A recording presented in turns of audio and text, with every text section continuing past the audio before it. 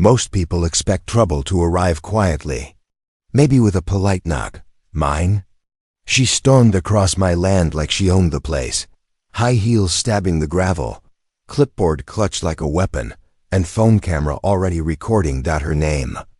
Karen Whitfield, the infamous president of the Willowbrook Estates HOA, and judging by her furious pace, she was here on a mission. She didn't greet me, didn't ask permission.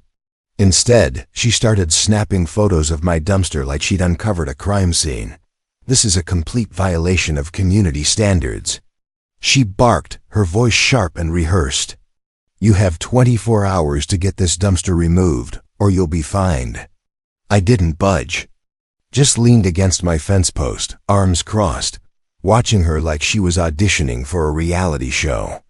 Ma'am, I said coolly, you really don't have the right to be here. But Karen wasn't listening. She was pacing around the dumpster like a property value vigilante. Now, for some context, I'm Jake Morrison. A few months back, I bought the old Henderson Ranch, 60 acres of untamed land, thick woods, and plenty of cleanup work, all legally outside the Willowbrook HOA. Sure, my driveway runs through their pristine, rule-obsessed neighborhood. But my land, completely independent, no HOA jurisdiction. No bylaws, no nonsense. Still, Karen decided that didn't matter. The commercial dumpster she was obsessed with?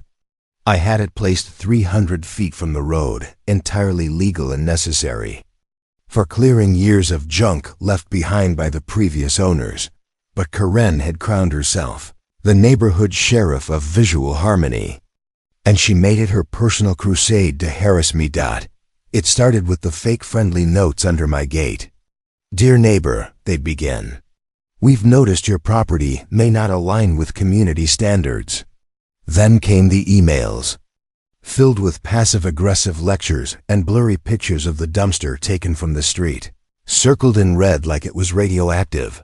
Property values are a shared responsibility, she warned. This is your final notice before formal action. I ignored every single one. Apparently, silence only made her bolder. One day, I caught her halfway up my driveway with a tape measure, calculating how far the dumpster was from the road. Can I help you? I asked, startled. She stiffened and announced, I'm documenting a violation. This dumpster is clearly visible and must be removed. I reminded her again that she was on private property. This isn't part of your HOA, I said. You're trespassing. She actually laughed. Anything that affects Willowbrook is HOA business. If you won't comply, we'll handle it another way. From that point on, her visits became more frequent. Sometimes she brought backup, other board members, all pointing at my dumpster like they'd discovered toxic waste. And then, one day, she climbed my fence. Her pants caught on the wire, but she didn't stop. She marched right up to the dumpster, phone to her ear, already making another self-righteous call.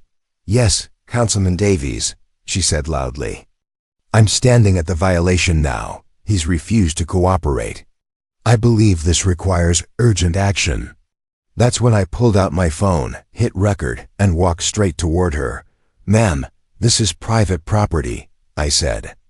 Louder this time. You're trespassing again. Leave now. She waved me off like I was interrupting her very important performance.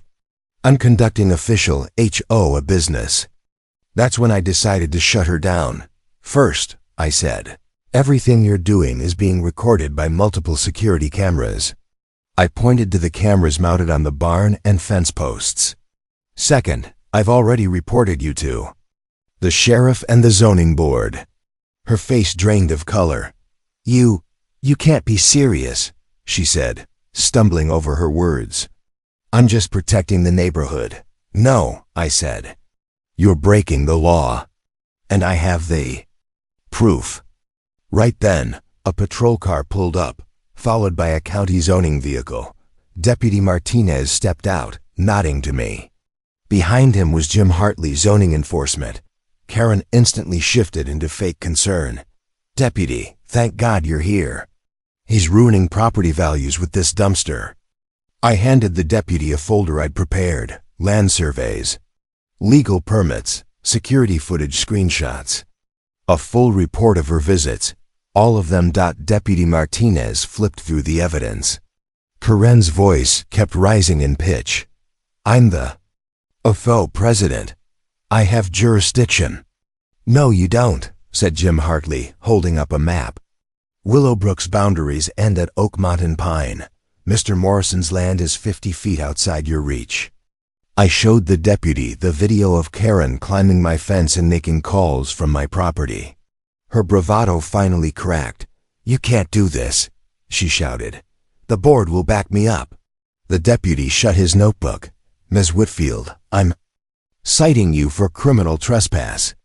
You'll also receive a cease and desist order. One more step onto this property, and you'll be arrested. He turned to me. Mr. Morrison, do you want to press charges? I looked at her, red-faced, shaking, silent. I'll wait and see if she respects the cease and desist. But I'm not withdrawing the complaints I've already filed. The weeks that followed were peaceful. No Karen, no emails, no hafeo. Spies near my fence. But it wasn't over yet. My lawyer called with news. The HOA's insurance refused to cover Karen's behavior. She'd acted on her own. That meant she was personally liable. She tried to fight back, hired an attorney, threatened lawsuits, but the evidence was airtight. Her own lawyer told her to settle. 2 weeks later, I got a check for $18,750, but I wasn't done. I used that money to order a second, even bigger dumpster and had a metal sign installed across both. Karen's contribution zone, paid for by trespassing fines. A few days later, I saw her driving by. She slowed down, read the sign, and her face twisted with rage. But she didn't stop. Didn't yell. Didn't step foot on my land ever again. Word spread fast. The queen of the HOA had been dethroned by a rancher with cameras, receipts, and legal muscle. I heard she dipped into her retirement fund to cover the damages. That she quietly put her house up for sale. That she's starting over somewhere new where no one knows she trespassed herself into a lawsuit. The new HOA board sent a formal apology, a fruit basket, and a letter confirming they now understood their legal boundaries. As for me, both dumpsters are still sitting proudly near my barn. And sometimes, I spot cars slowing down on Oakmont Road, drivers reading the sign and speeding away nervously. Let that be the lesson. Know your boundaries. Respect property lines.